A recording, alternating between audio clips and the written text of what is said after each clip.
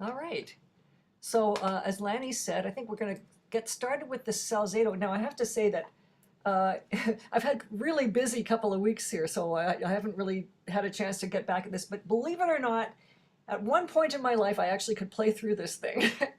Judy Lohman, my teacher, made me go through the entire method book, not only the method book, but the modern study book. And it's got a whole bunch of these very, very complicated pieces in it. And they actually make decent concert pieces. Like once you get your fingers on them, I believe I think it was Alice Giles maybe, did like recorded all of them and makes them sound incredible. So, but the main thing with these things is they're just crammed full of these techniques that are deliberately quite hard to do. And I don't know about you, but I personally hate big jumps. And of course, it's full of big jumps. So what I thought we'd do with this, because obviously it's a very, very difficult thing, we'll just take like little bits and I would show you how you would practice them so that you could get it happening. Not that I'm expecting anyone to try. This is just the first page. It goes on for like, a few more. It's just, yeah, it's a slog. All right, so the first thing that happens with this thing is this weird little opening. So you slide, but you stop and you continue to. So the idea is the first little thing is just, but you don't do this when you hit the D. You keep sliding, but now all of a sudden you're in eighth notes. So the way I dealt with that was to simply start right on the D and try to get that into my hand and then come at it from here. And that was how I was able to get my thumb to continue to slide, but to slow down quite a bit right there, because that's a technique that most people don't do. And there are ways to practice these very slow glissandos where you just simply try to do a very slow glissando and control every single note. And I've had a piece that required that kind of practicing because it was so, it wasn't just a glissando, it was a timed glissando, you know. Anyway, so this is what you do. So you go up, 4, 3, 2, start to slide, and I usually keep all these other fingers tucked in till I get there, and then, wait a minute. And I start to bring them out just as I'm getting there, so. But you could try it with everything out like that, but I find that much more difficult to control. So I'm gonna just let you guys work on just this opening thing, just going up, keeping your fingers sort of tucked in for now. And when you start getting close, then you can put your third and your fourth fingers on the B and the A. And then when you get to that D, it's a controlled, and then you replace onto the next thing. Excuse me, So which piece is this? to make it, yeah, I thought I heard Which someone. piece is this? This is exercise, what, Oh, this is the, 106 from the no, method this book? is exercise 3 from the modern study book. It's in the folder in the Google Drive. Exercise 3. Yeah, I There's, got I it. think further on down the road, we're going to be doing something. There was something that an exercise 6 from some other thing, but I can't remember. Oh, that was last time. That was in the first week. We did prelude number 6 from the method book. But this is from the modern study of the harp that looks sort of like this. That now I think is in a different color. This is a very old book, but it's about all the different crazy ideas he came up with, for modernizing harp technique. This is page 40. Sorry. Page 40. Yes. Yeah. Yeah. So that's what I do Got with it this. now. Just I was I was just gonna say quickly from watching. Oh my goodness, Elizabeth, that's like so fast and clean. It's so nice. I was I was just gonna say from watching, just be careful whether you're placing it. Sometimes when you're placing, you can see it happen a little bit easier.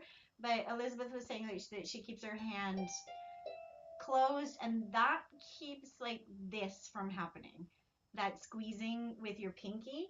And sometimes if you place that, you can see if you're squeezing and see what's happening. This pinky can really squeeze in as we're, or like as you're going, you can see people like sometimes starting to squeeze in the back of their hand. You don't want to squeeze in your pinky as you're moving down. So, No, it sort of, it like sort what of Elizabeth sits. suggested is really good, really helpful to make sure, right? Yeah, that you're Yeah, not squeezing when your hands that's is closed like that. That you're not squeezing in. It's a good way. But yeah, that's just right. be careful right there that like that part of your pinky isn't Yeah, you squeezing don't want to under have as you're you don't want to moving. have a situation where it's like, you know, curling up or doing anything weird or but I No, did find, like, I coming tried doing it properly. like Yeah, it's like this, and I just found that with my fingers up, I couldn't control it at all. mhm. But that, I mean, I've seen everything. Like, I mean, I've seen people doing that, and they seem to be fine with it. But you know, it doesn't work for me. I just need to keep it like this, and then I can just sort of put the last two notes on, and then just go down to it. So your second finger actually is just kind of never really comes into this at all. The second finger is done by the time you get to there, and it just stays out of the way. Oopsie. And then it's just still tucked under. So the second finger's still down there. When you get to there, that's that second finger. And then it's in a perfect position to do the next little da-da-la thing, which is like that. And then you just jump off and you carry on like, and I'm just replacing whenever I get into one of these diddle-ums. And then you hop. And when you get to here, I do put my third finger back on, and then I do the last one. And he says, at ease. The left hand here, the first line is not bad. It's just. And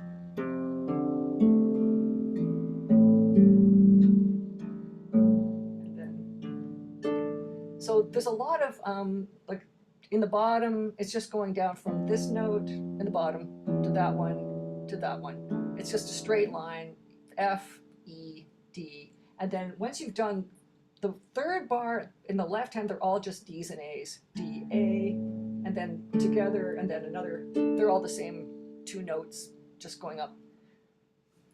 So that's another thing that you can practice, is just simply trying to feel those intervals and then getting to the D, A, and then these.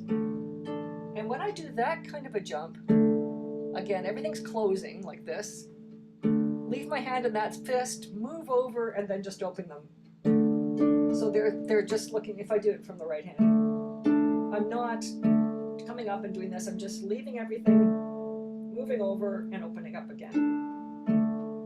So it's a very, very minimal movement, and I'm staying very close to the strings. So like within whatever that tiny, tiny little space like that. So I'm not adding any extra motion because I just want to get there.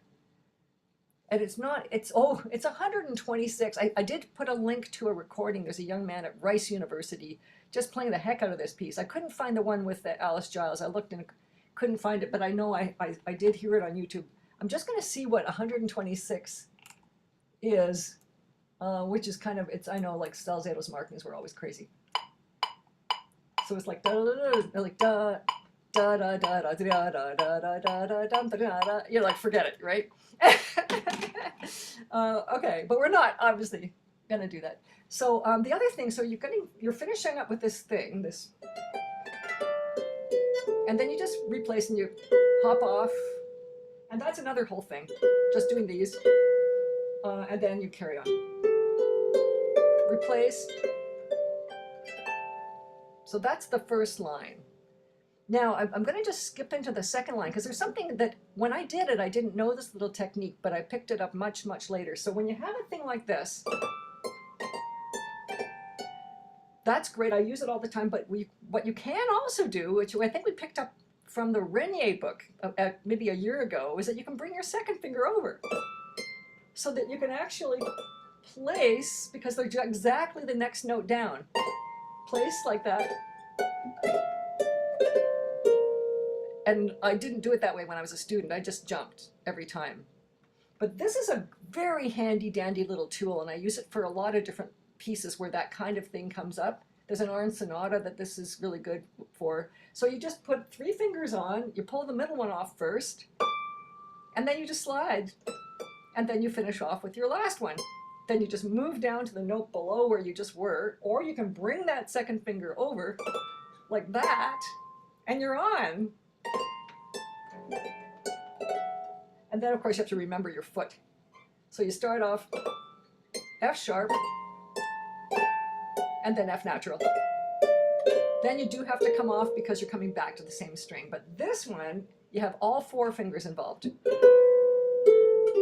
So that one starts like it's going to be the same, but you have 1 more finger added. So let's practice that little technique, because I love it. I just find that is one of the most useful things I got out of this book. So it's just starting in the 3rd measure, like the 2nd line, and you just simply, does anyone have any questions about how this is done? Is it clear how this works? Any issues? It No? hurts my brain. Is that an issue? I should have taught it to you when you were at university. But yeah, you just have the 3 fingers in a row like you're going to play a scale, but then you pull the middle one off first, and then you slide your thumb, and then you play the last one, and that's your little bracket. And then you just do it starting a note lower. But if you want to get really fancy, you can just bring that 2nd finger over and just kind of place it in advance. And going at the speed that it's supposed to go, like you can just, oh, let me see. Oh, let me see. Oops, I think whatever. Anyway, I think if I practiced it again, I could do it. But and then you just have to work on getting the thumb slide to sound like you can hear both notes. So you can just do that and just let the 3rd finger sit there while you practice that bit. And then you start the next one. It looks like snapping. Yeah, it almost looks like you're snapping your fingers. Yeah. Yeah. Right. But this is why I'm introducing this piece, because I really, really like that technique, and you may find that someday it'll come into usefulness for you. Mm-hmm. And then the left hand is doing a lot of jumps, just like starting with a 5th with your 2nd and 4th finger. And again, there's a little tiny pattern happening. So in the left hand, it starts with D and A, and then you go down a 3rd, and now you're on a 3rd down from there. And then you go down another 3rd, and you go down another 3rd, and then you stay there, your pedals change, and then this mess then this thing happens. But for the first little while there's a pattern where every time you do one of these things, it starts a 3rd lower than the one before. So you have this D, B, G, E, and then E again. But I'm not going to make you try to learn them, but it's just a way of thinking about it, and you always have the 2 and the 4. And then you're really close to this thing here. It's a 2, yeah, 2 and 4. And then this. Okay, so when you get into the weeds here, before I carry on, does anyone have any questions about that beginning of bar 4 where you have to put the 4th finger on? Any issues with that? It's just 1 more finger. You start off exactly the same, but and that actually also comes up in the that Arn Sonata. If you do Arn Sonata number 7, this fingering is like, it just saves you through this one thing. Anyway, okay, so now when you get into this, the way I deal with something that's that jumpy, I just compartmentalize it into little windows. So the first window is just this little, this part where you have, I think, okay, that's window number 1. And I just practice that until I've got it. And then here's the next window. So now I've got the F sharp and the C sharp. And so my right hand's below my left hand, and I practice that a few times. Oopsie. And then I just go 1 more to see where, and now I realize I'm just like right next to, they're both right next door to each other. My thumb is right underneath my 2nd finger here. So then I can practice just doing that much until that starts feeling good. And then I think, okay, now I've got this.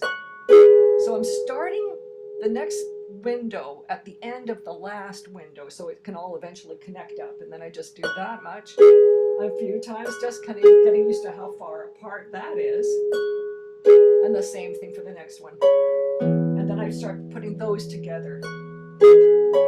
And I just do that a few times, like.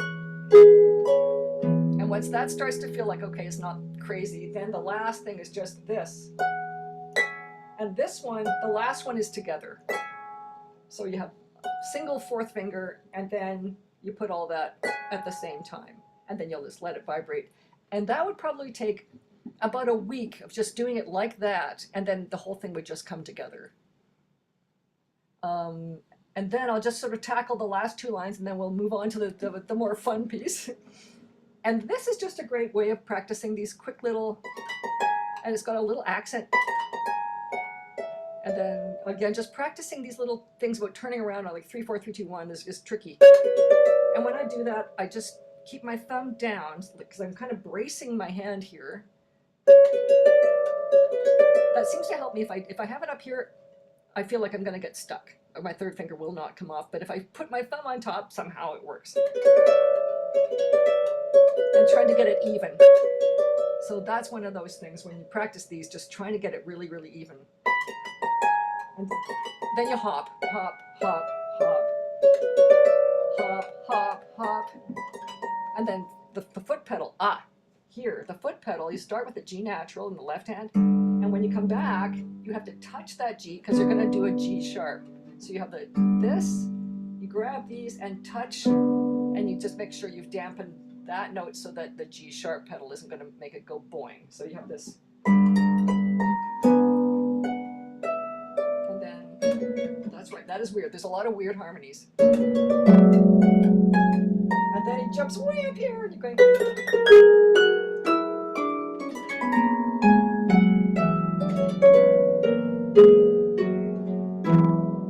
And that part's just fun because for once your hands are doing the same thing at the same time.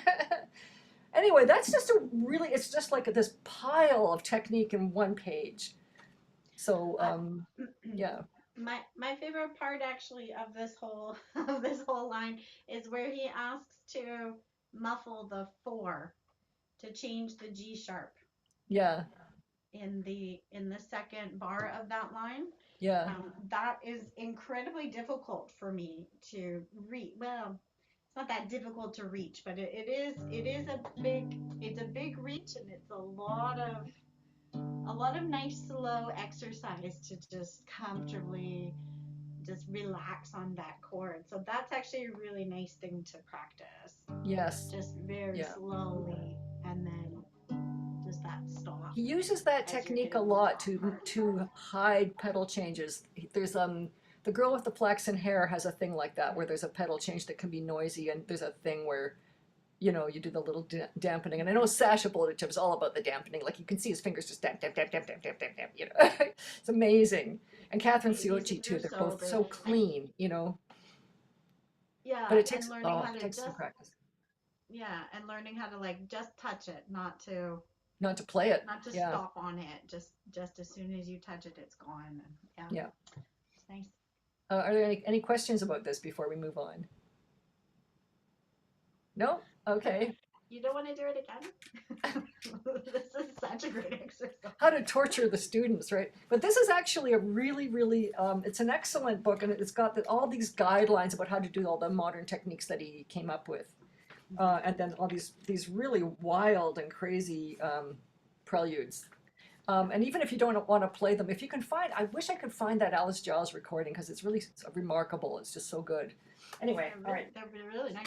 And there it goes. And I think like a lot of people just don't, people will just like step away from something like this. Like especially the second line, I think this is a really good example of how like it's so messy to read. There's so much going on in terms of what you're seeing that a lot of people just go like, no, forget it. Yeah. When you look at it, it's like the pedals are doubled. They're in English and solfege. You've got like lines in the middle. You've got accidentals that maybe if you took out the accidentals, it would be way easier to read the notes. So it's a really great example of like just stopping to look at the notes and not giving up on something like that, because it's not that hard when you get rid of all the visual.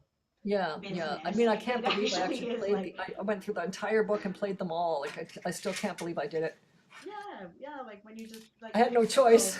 It's out when you pick them out and like look at them in the windows, like you said. They're But yeah, the idea at of just point, I might just go, I don't want to do that. Yeah. It looks like a lot of effort, but it's good. It's good effort.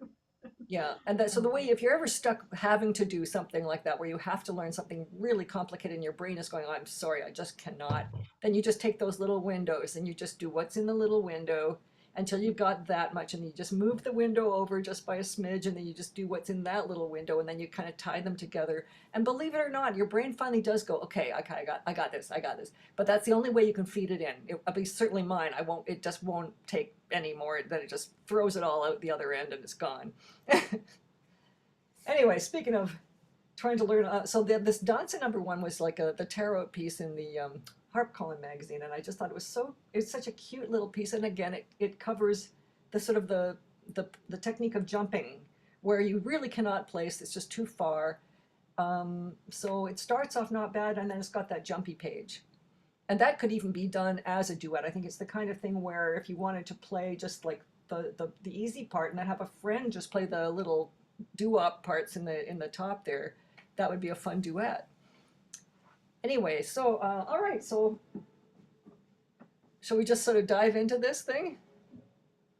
All right, so the beginning is just like the nice little fermatas just to get you started. You've got this, which sounds horrible, but then it resolves.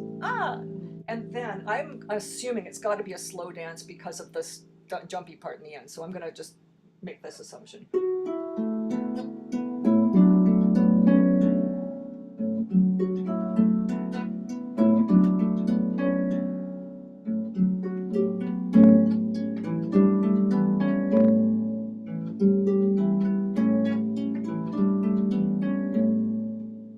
So that part is really not difficult. It's like really fun. But the trick is, I think, going from bar 6 to bar 7 to kind of, wake up and realize that you're now having to jump to another chord at bar 7. So the first 4 chords from, and I gave it rehearsal numbers. I put section A in bar 3. So you've got 4 bars of this, just the D major. And then all of a sudden you're going into A7. So I had to practice doing this and then jumping and grabbing. So let's just practice that. We're just going to go from bar 6 to bar 7, just the left hand, where you're going to go from the last A, hop off and grab an A7, which of course does not have the C in it. And just practice going back and forth, just those 2 bars in the left hand alone. So whatever speed, I'll just count us in.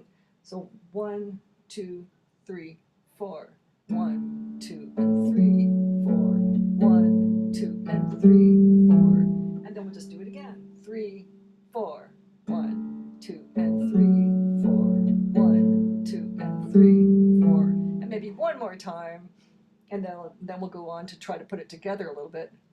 1 or 3, 4, 1, 2, and 3, 4, 1, 2, and 3. So does anyone have any issues with that, like getting on again, where your second finger is suddenly replaced by your 4th finger and you're slightly, I have to turn off the sound on my phone, hang on a minute. Oops, there we go, off. Yeah, and so then the thing is, then I had to remember, so after I'd finished doing this nice little melody in the right hand, that, okay, things are changing here. So I've come from this, and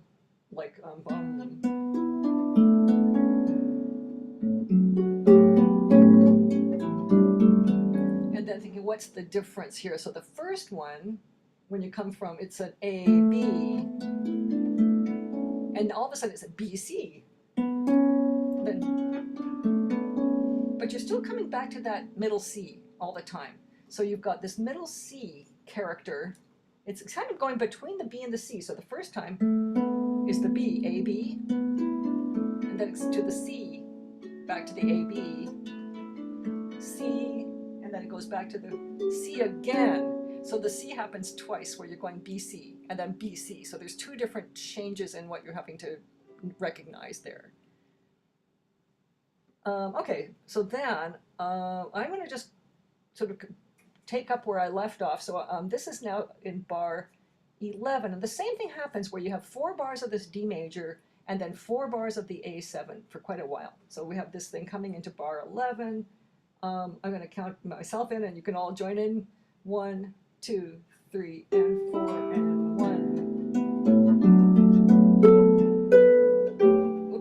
my bad. Hang on a minute.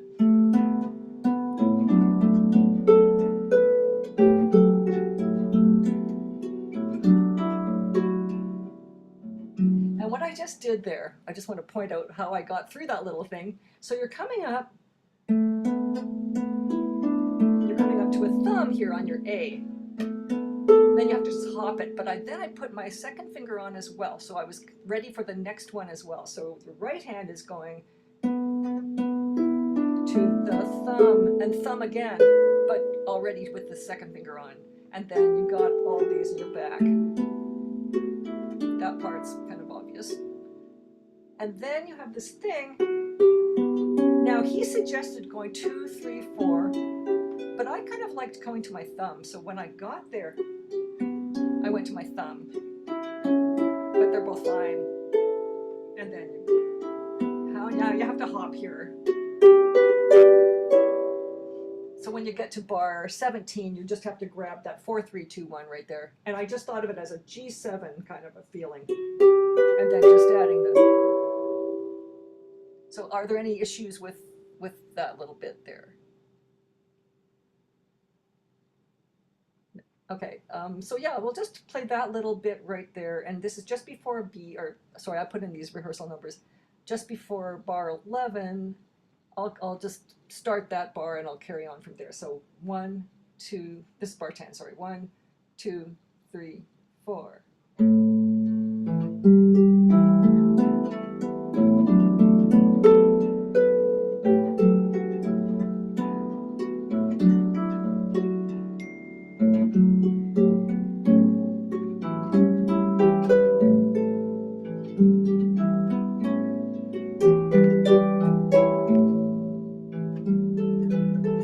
Now here, he's quoting another song.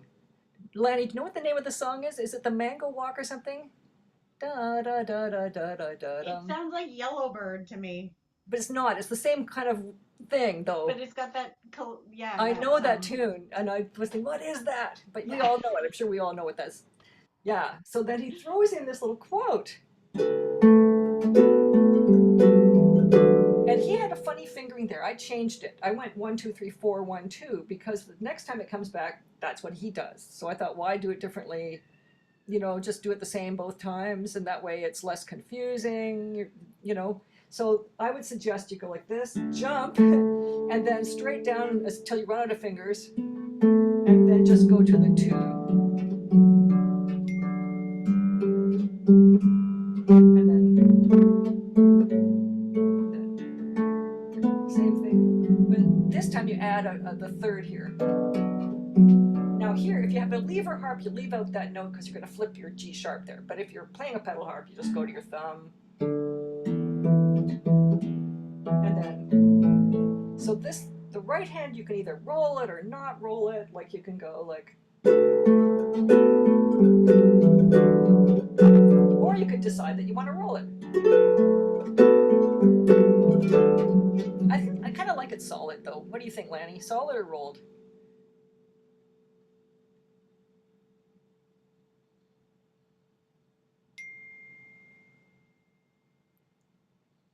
Yeah, do you think, anyway, you could roll one and not the others. You could roll the first one, or just, I think just sort of go with your feeling. What do you think, Lanny?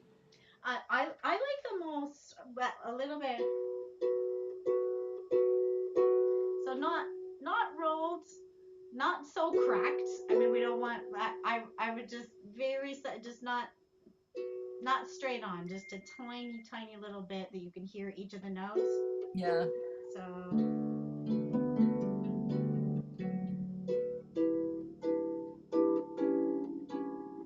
Yeah, I would just have a little bit of a punch to it. Boom, ja, ja. Yeah, yeah. It depends how fast we're playing it, though. Yeah, yes. Because at first when you said slow dance and then you started and I was playing it about half the tempo. Oh, I'm sorry. I'm not sure. It. Well, at first I thought, at first I was going really fast. I realized when I got to the second page, I thought, well, that's not going to work. Yeah. So if you're going like very slow, though, then you could roll it more, yeah. Yeah. Because the first one I was thinking that when you come in for the very first one,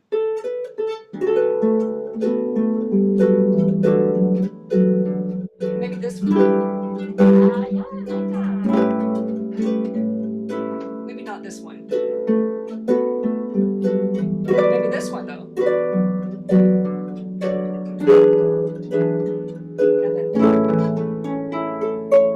And then if you're a lever harpist, that's where you're flipping your G back. Or if you're a pedal harpist, you just wait till here and then you change the pedal of here, and then you're back to this thing. And now we have the fun part. So now it's like the same thing, but now with all these doo-wop things happening up here. So it's like.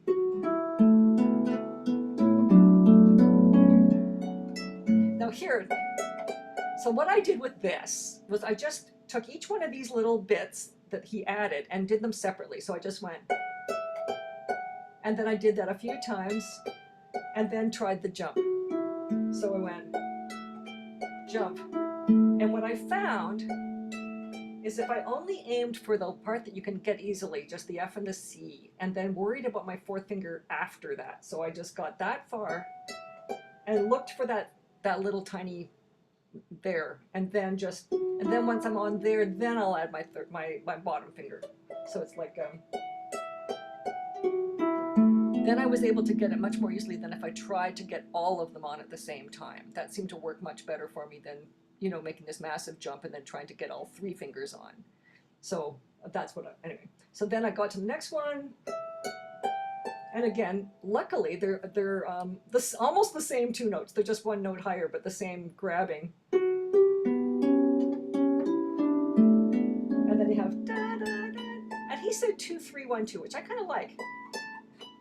And now here I'm just going for the top third because it's easier to grab 2 notes than 3. And here I slid my thumb. And then we're into the next section. So that's how I think how you can master this thing, and very slow. Or you can even slide your thumb. If you wanted to do that, you could actually slide down to the fourth finger and cross, but I don't know. That might be more confusing than anything. I think it's better to just make the jump. Yeah. Oops. Here's another one of these where you have to suddenly switch out your left hand from the D major to the A7 right there.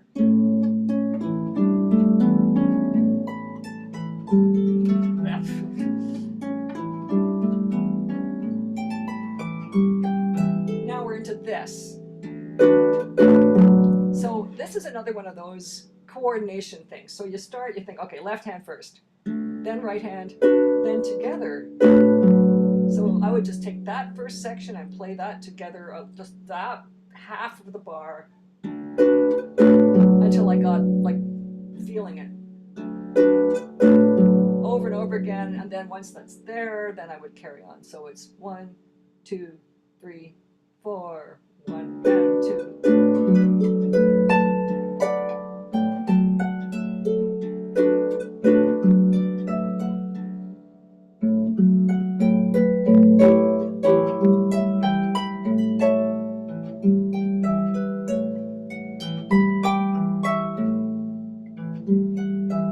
And now we have this ending.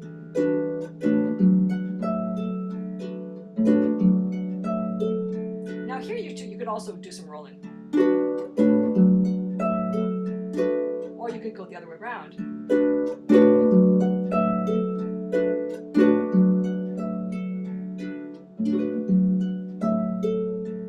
then of course roll. Or something like, you could play around with that ending quite a bit. And now I'm gonna move it over to Lanny, who's so good at improv. But I love this piece. I just think it's such a cool little, and if you're playing background music, this is just ideal.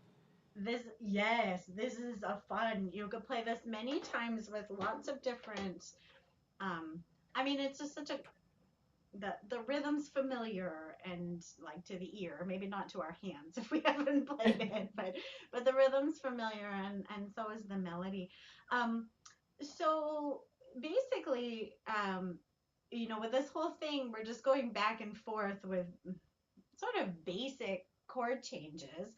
It goes from D's to A's and A's back to D. So we have this nice sort of formula starting from A. I'll just skip this intro for a second, those 2 bars, but starting from A, da, da, da, da, da, to, it's a D chord, and actually he's reaching up with his D chord. He's reaching up to, oh, do I have original sound this time? Remember last I don't. time can you guys hear me actually? Yeah. Okay, you can hear me all right? I'm so far away from my computer, but it seems to be picking me up. So he's using a D10. Right, so it's opening up that 10th that we've talked about before when we're talking about improvising. Using the 10th is really nice on the harp, and that's typical for this type of a rhythm anyways. But he starts off the phrase, so he's got D, D. I'm not playing the actual proper for the proper melody that he wrote, but that's your 4 bars of D, and then you go A, and it's not actually an A, it is A7.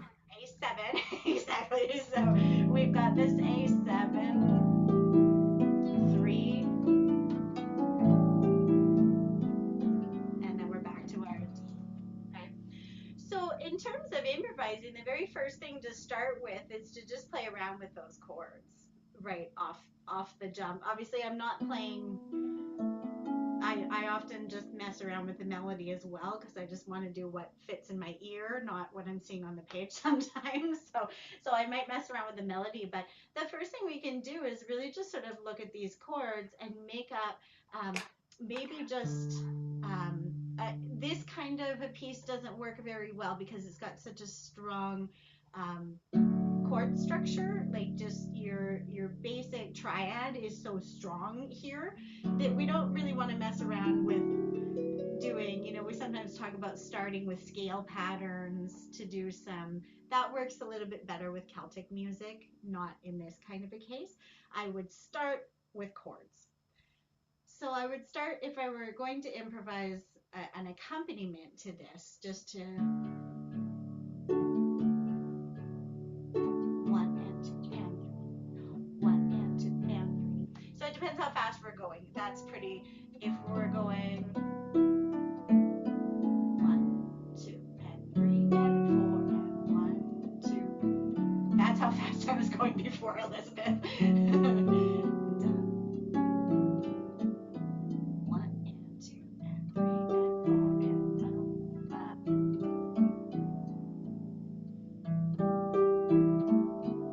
Okay, so from your end, if you guys want to just do some 1 and 2 and 3, 4 and 1 and 2 and 3, 4 and 1 and 2 and 3. So just playing with your D chord. Now you can do whatever kind of fun arrangements you want to do, but try to stick with that rhythm to start with and moving yourself around your harp to find your D chord in different positions. So you could be in root position, or maybe you want to try with an A on the bass, but you're sticking to your D, F, A.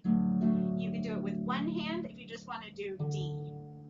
Okay, and your other hand could go D and 2 and 3, 4 and 1 and 2 and 3, 4 and 1 and 2 and 3, 4 and 1. Okay, and now I'm going to start and 2 and 3 and 4 and don't forget to change to the A when we get there. 1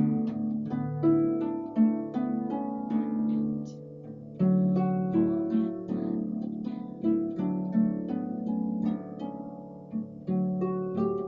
A.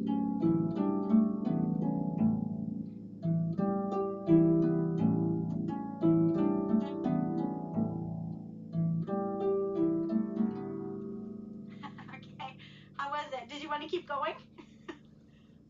I'm seeing you guys all over the harp and I'm loving it. Oh yeah, it's this is really fun. Actually, I was throwing in a few glissandos as well. This So would I work love really, this. yeah, this would work really well as a duet. This is really fun. Do you guys want to go a bit faster? Do you want to try some of what you're doing a little bit faster? Do you want to keep going? Let's keep going. I'll try to sight. I mean, I have to be honest. I'm kind of just sight reading this section, so I'll keep going a little bit. So 1, 2, 3, 4.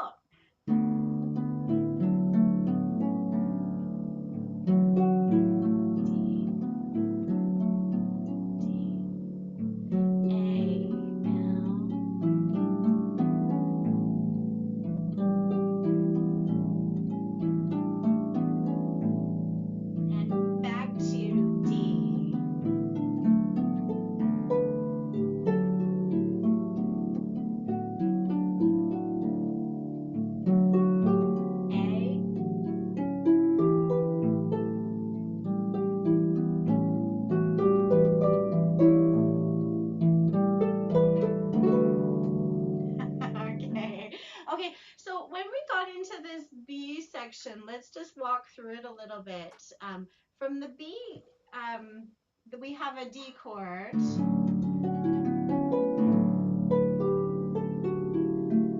And he's kind of moving a little bit. He's sitting a lot on a B, on a 7. The right hand is kind of like sitting in this B7-ish area. So you've got a D chord going in the left hand, but it's something to be aware of. Is throwing a lot more B's in there. So that's your 6 in a D chord. So it's a D chord with a 6 in it, and he's throwing like a lot of that into the chord. So a D6 is what I would write on the top of my music, so that when I'm improvising, I might stop, dum, dum, da, da, da, da, da, da. But here,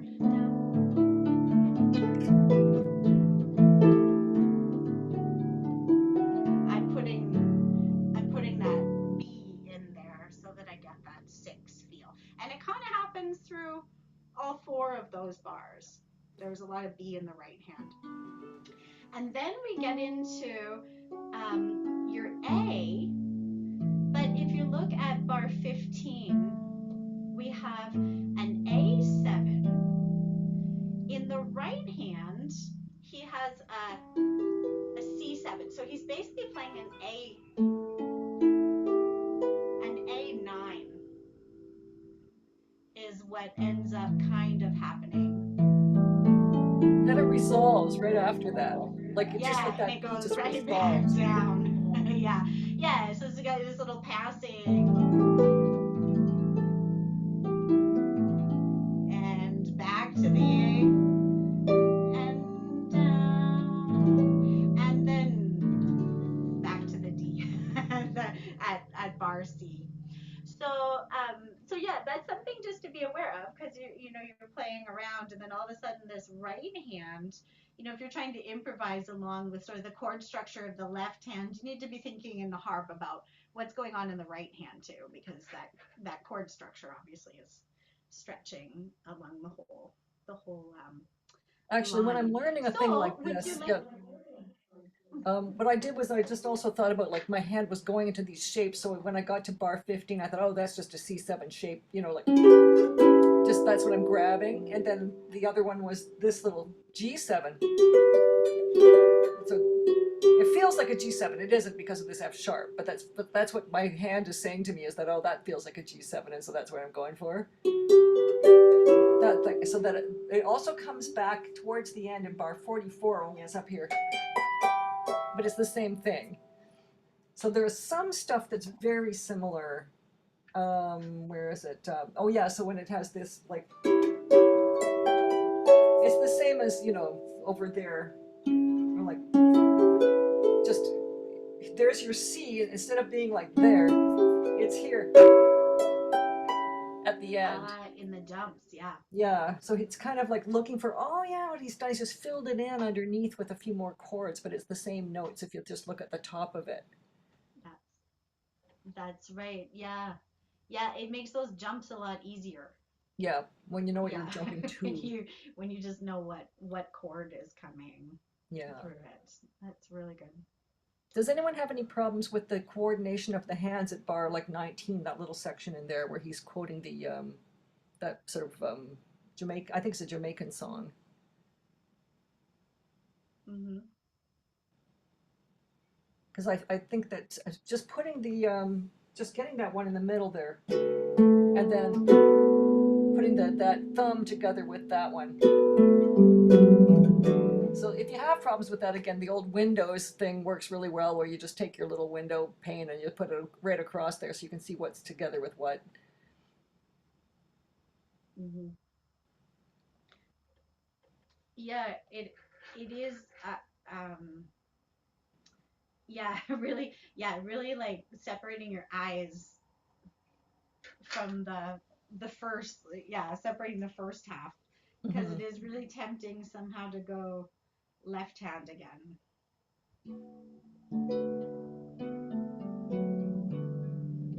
It's yeah, just getting that left hand in on that same note with the right hand Yeah. is somehow the brain doesn't really quite want to do that.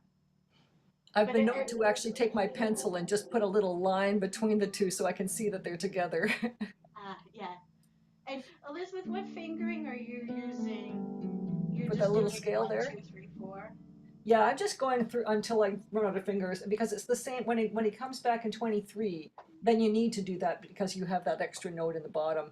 So I thought just do it the same way both times. So I jumped to my second finger for the and then just keep going. So I don't go 1 2 3 1 2 3 like he put in the ink. I didn't like that at all. So I just went Oh, 2 1 2 3 4, and I guess so. Therefore, my fourth finger, the crossing over finger, is together with my right hand. So that is a you've got that situation going on, but it's fine. So you can just practice going from the crossing, like 4 1 2, if that's if it is confusing. yeah. Yeah.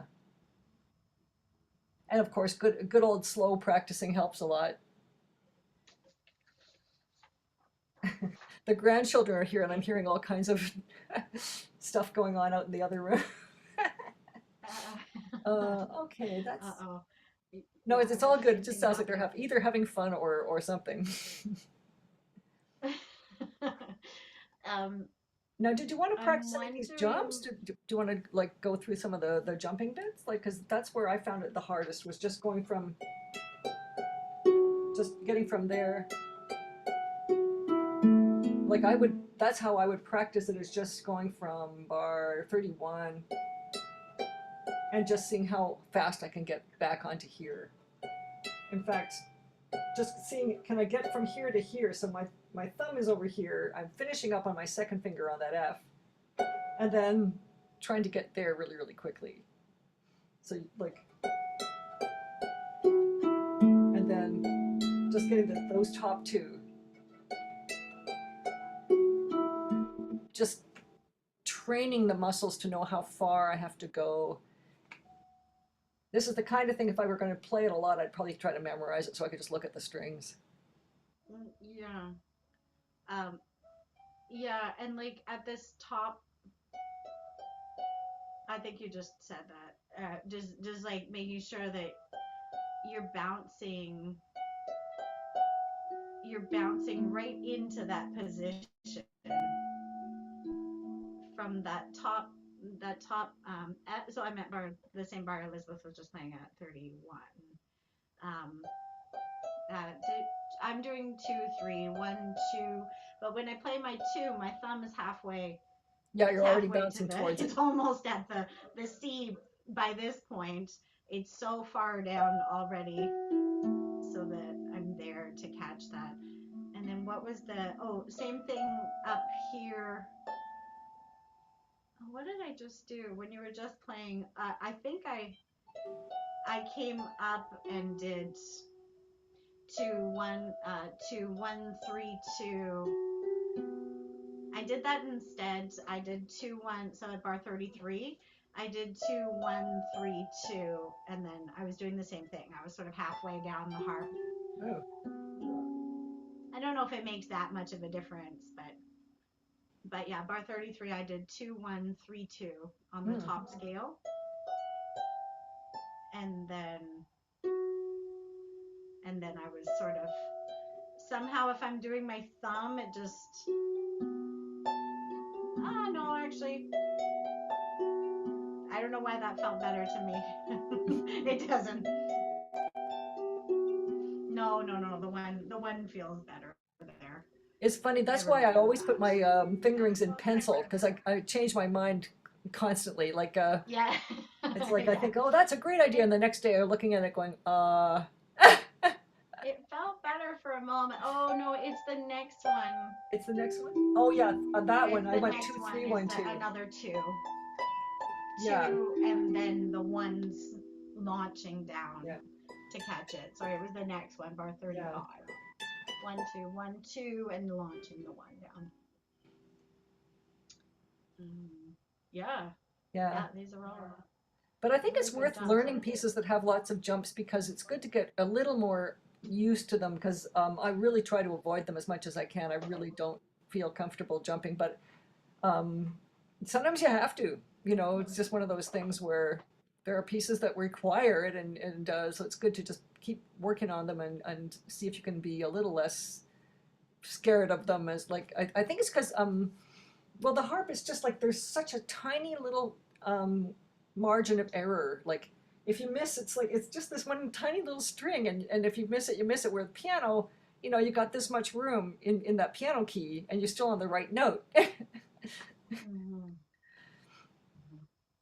So I guess it's a Yeah, bit like being like a violinist, where they have to hit exactly on the right spot and on their fingerboard, or else it's out of tune.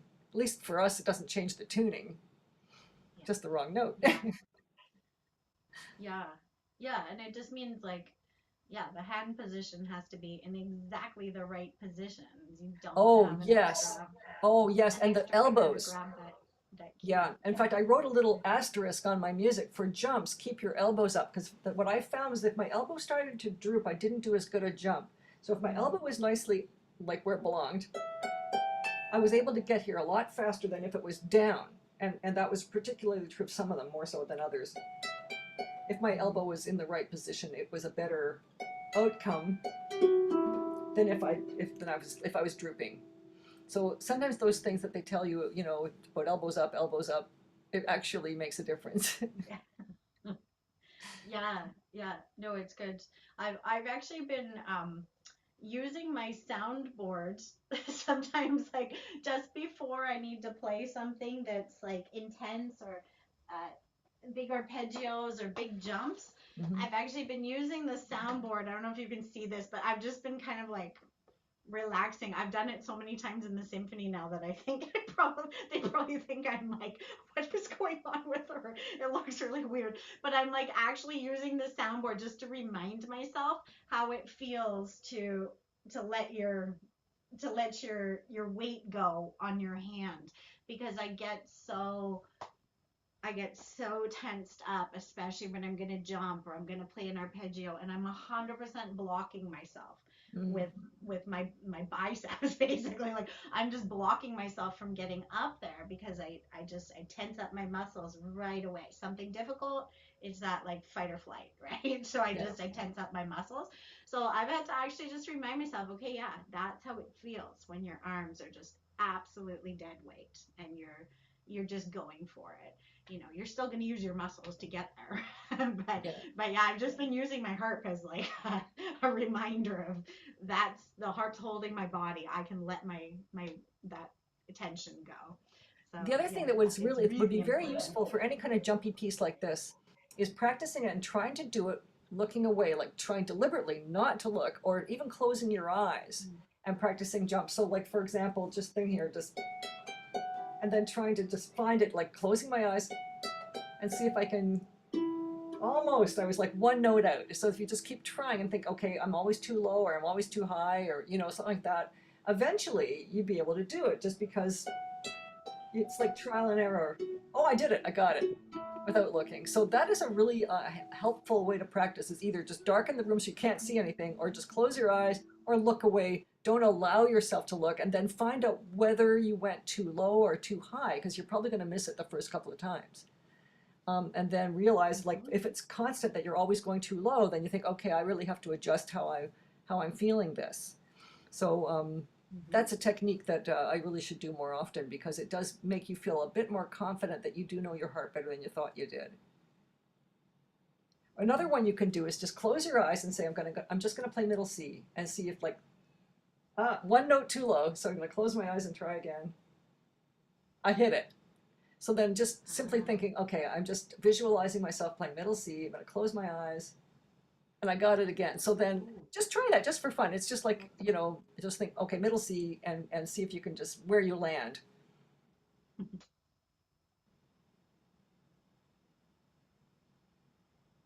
I did it.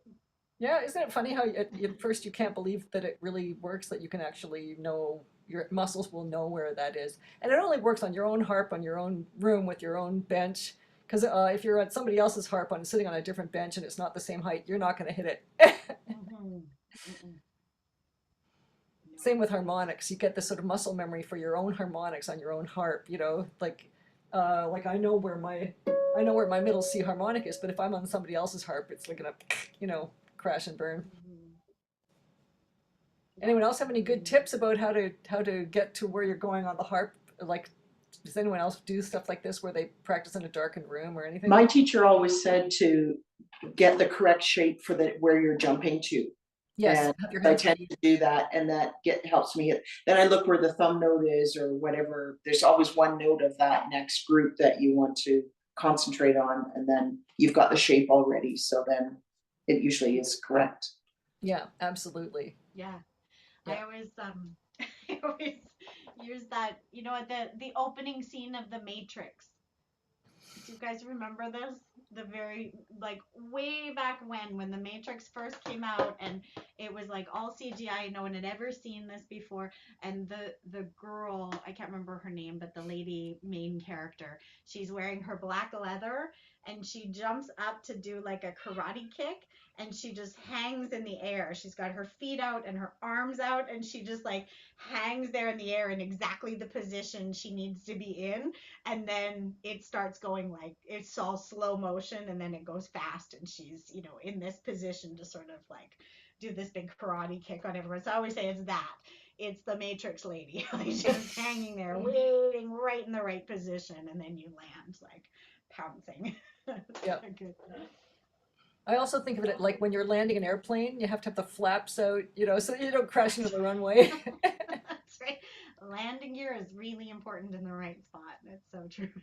Absolutely, yeah. That's a really good one. So I think we only Um, have like 2 minutes left. Do you have any questions or anything before we look at Judy's already started drinking? I know, right? She's always got the right idea, right? It's over. Well, I was just gonna say, these opening chords, the opening chords he uses is a G11 and then an A7. So if you're in the mood when you're on your own to improv something cool in the opening, right? Just something fun. He's using a G11 there, and then resolving into an A7, and Yeah. then oh my gosh, my harp is stuck. What happened? Oh my gosh, I pulled my harp to my shoulder, and then it shimmied, and my old computers ended up under the harp, and it was stuck. I couldn't put it down. Oh no. Oh.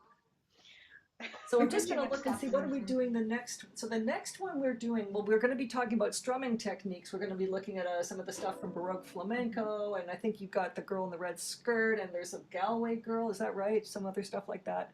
So we'll get into some of that, you Yeah, know, where you're holding onto the strings and strumming. Yeah, yeah, so it'll be fun. yeah. We're gonna do like a few different strumming techniques, and Galway Girl is also some improv. But I think maybe we should. I'm gonna throw maybe one more Celtic tune, or maybe like a version of Galway Girl that we can sort of dive into. That's just a lead sheet of Galway Girl, and it's the actual Ed Sheeran's version Oh yeah. of it's like a lead sheet of Ed Sheeran's Galway Girl. But that's just for us to sort of talk about chords and strumming for that. So I think I might throw another Celtic tune in there. But if Okay. anybody else has something, you can email if you have something else next week that's something short that we can look at. The other stuff will cover quite a bit of time. We'll do some of Red Skirt, like some more stuff than the strumming. But if you guys have anything short that you want to work on or questions on something you're working on, then you can throw that in there as well. Okay, well, Thanks, great. Elizabeth. All right, well, we'll see you Now- guys at the next lesson. I guess we have a meeting, right? Was that? We have a meeting, right? We have a meeting? Or is it not tonight? Oh, next time? Never mind. Never mind. I thought tonight was the West Coast Times. I got Oh my maybe I God, got like, wrong. I better check. No, maybe I got it wrong. I know we planned it after Oh, After- okay, I better look at my calendar. our lesson. No, I think there would be a flurry of emails. Okay, all right then, so then, Okay. we'll see you in a couple of weeks or whenever that Bye, is. everybody. Okay, bye-bye. Bye. Bye. See you tomorrow, Lanny.